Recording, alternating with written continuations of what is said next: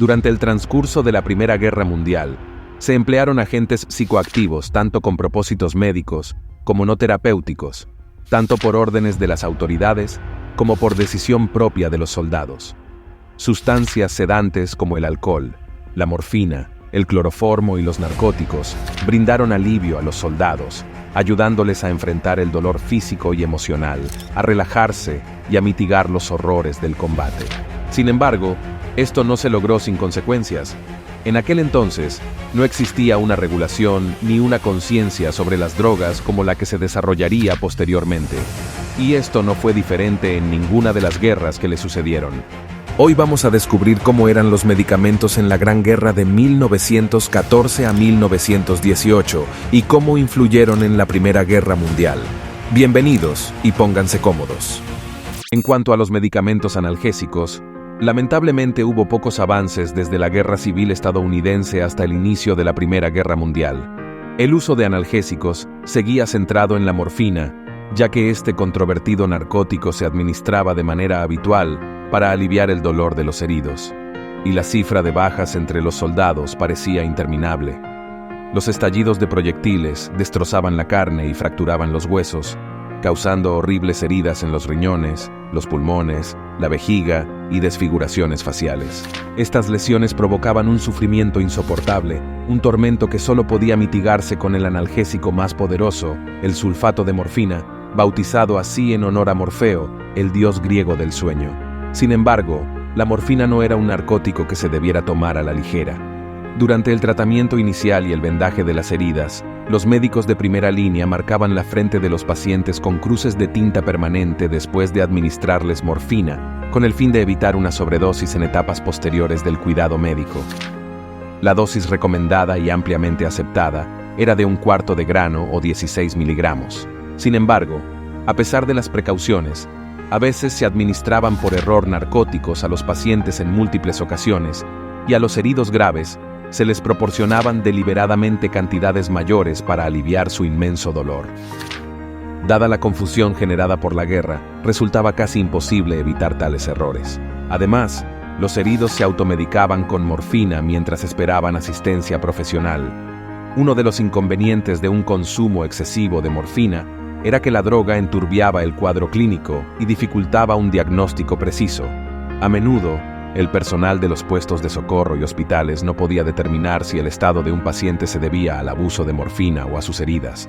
La preocupación por la persistente adicción a la morfina y su uso excesivo en las enfermerías militares llevó a un grupo de médicos a argumentar que sería mejor que los pacientes soportaran el dolor hasta llegar a las estaciones de tratamiento avanzadas.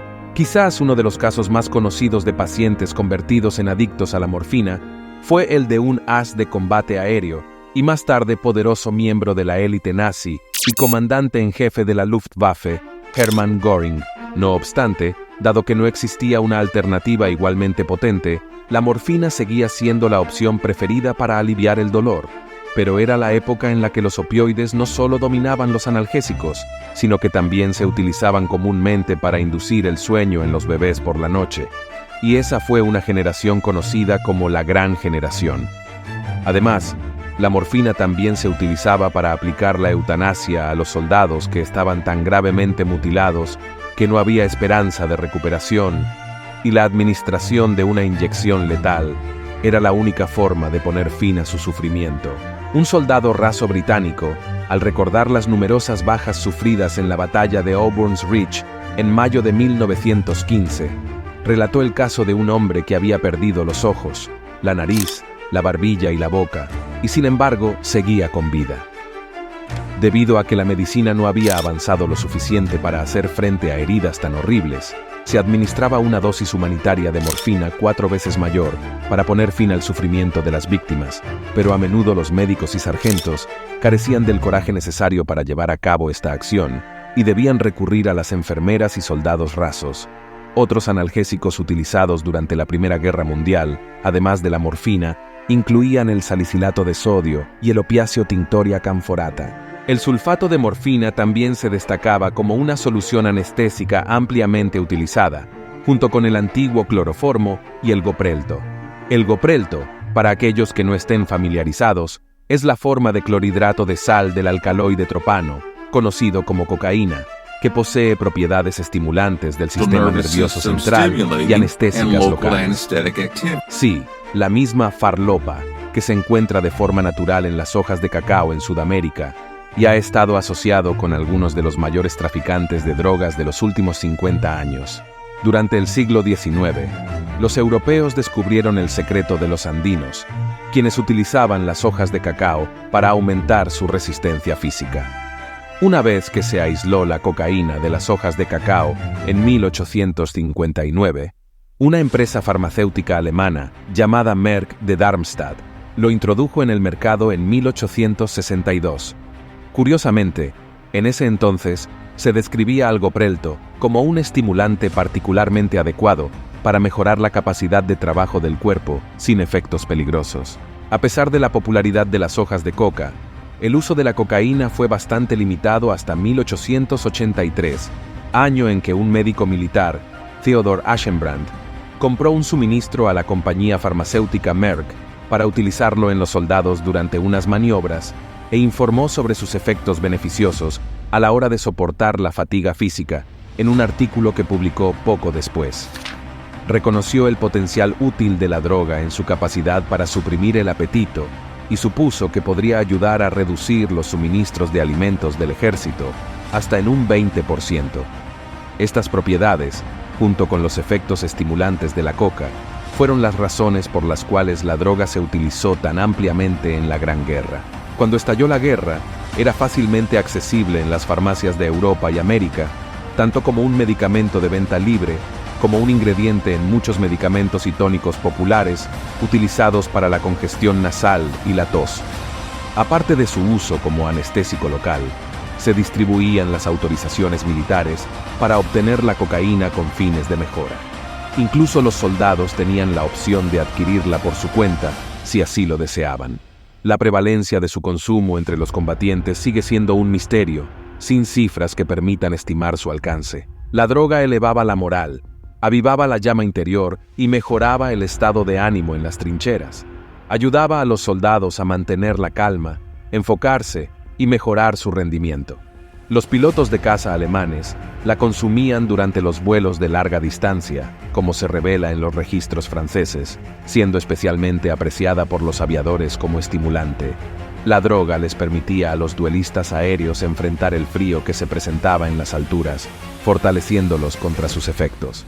Sin embargo, la popularidad de esta sustancia colombiana era mucho mayor entre la infantería que entre los aviadores. En los inicios de la guerra, el alto mando alemán planeó suministrar raciones diarias de la Dama Blanca a cada uno de sus soldados para reducir su apetito y aumentar su resistencia.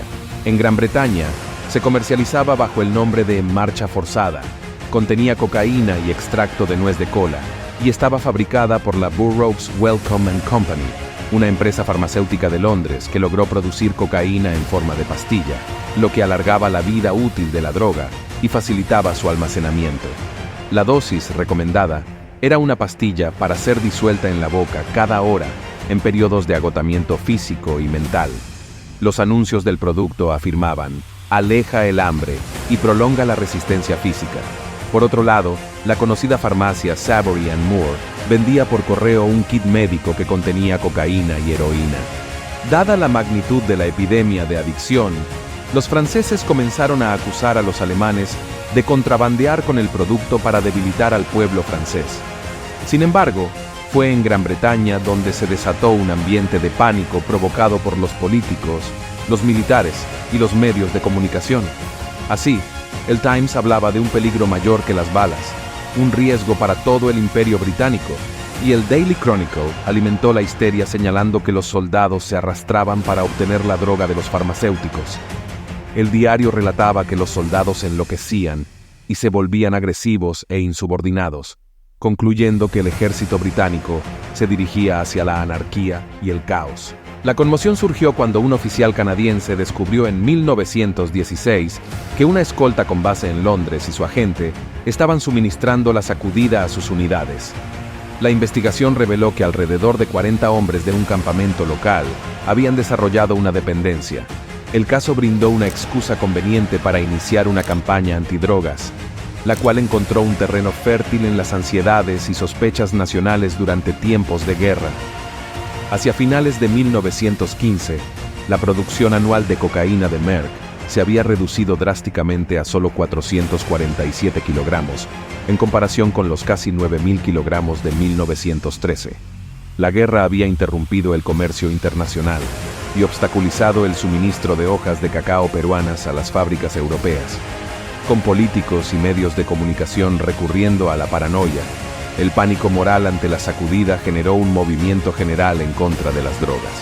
El 11 de mayo de 1916, el Consejo del Ejército Británico emitió una orden que prohibía la venta o suministro no autorizado de sustancias psicoactivas, en particular cocaína, pero también la codeína, la heroína, la morfina y el opio, excepto a aquellos casos recetados por un médico. Si has disfrutado de este vídeo y te apasiona la historia y otros eventos intrigantes, te invitamos a darle like y suscribirte a nuestro canal. Aquí te dejamos otros vídeos que seguro te gustarán.